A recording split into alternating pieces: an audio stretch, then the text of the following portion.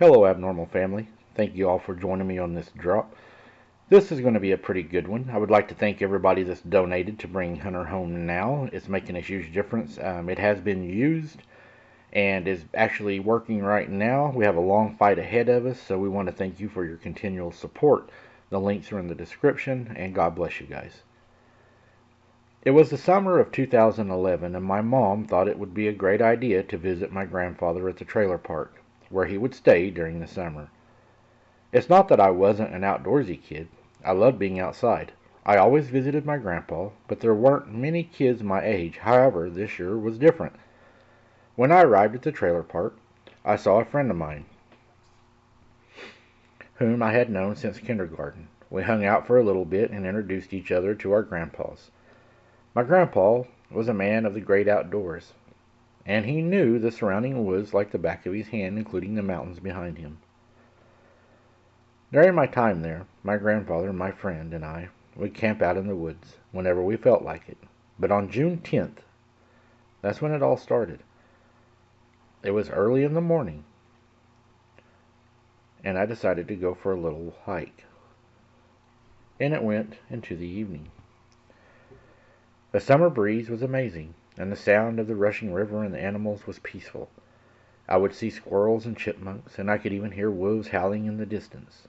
I sat down on a log to rest and noticed the mountain near the trailer park. I always asked if the mountain had a name, and everyone would call it Mount Howl. I heard a lot of howling coming from the mountain and assumed the multiple packs of wolves lived there, which is how it got its name. Then I heard a howl from the mountain, but it sounded louder than normal, louder than a wolf, as if it belonged to something even bigger. I decided to head back to the trailer since it was getting late.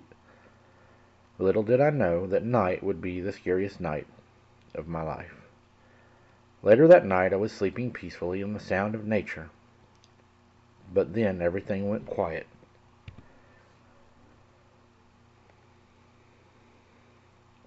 My grandfather had taught me a lot about nature, and a saying he always told me, if nature ever goes quiet, a predator is surely close. I started hearing leaves and twigs breaking. I decided to take a peek from my window, and that's when I saw it, a big creature with black fur. At first I brushed it off thinking it was a black bear, until it stood up on its hind legs. Its body was so slim that it could not be a bear. In fact, it looked more like a wolf. But I could easily tell it was smaller than your average wolf. Then it howled, and it was the same one from earlier that evening.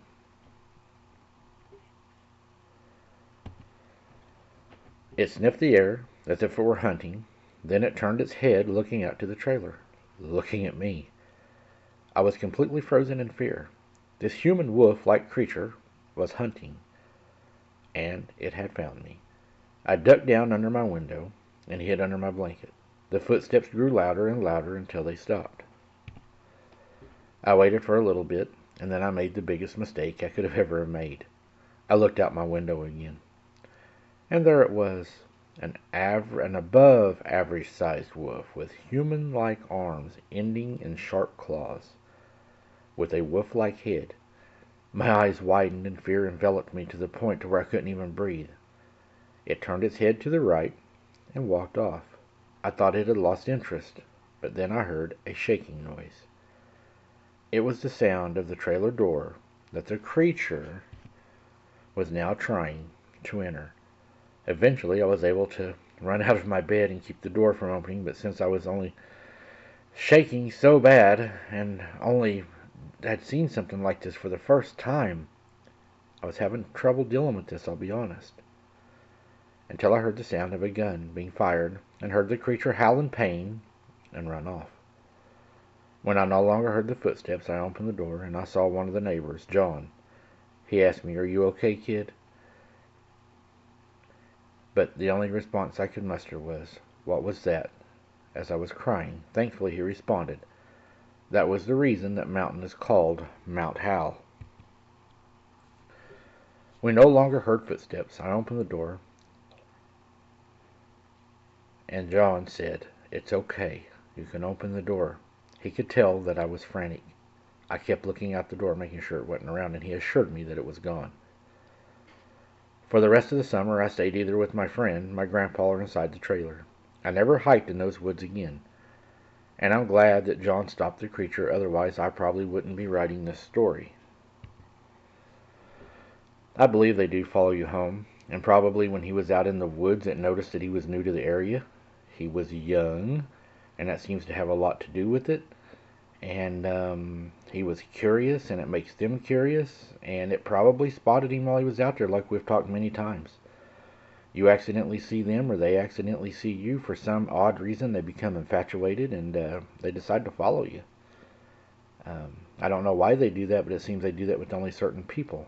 What are your all's thoughts on that? Let me know in the comments. And until next time, guys, keep your head on a swivel, and don't be something's dinner. If you guys have not checked out our other channel called AI Seeking the Truth, I would like to invite you to go over and subscribe. A lot of people are subscribing. We've broke 100 now, and it's climbing fast. You can be one of the first subscribers to join the channel. It's AI Seeking the Truth. Subscribe, ring the bell, select all. We'd love to have you all over there, and we're already getting really good reviews, guys. Thanks for listening.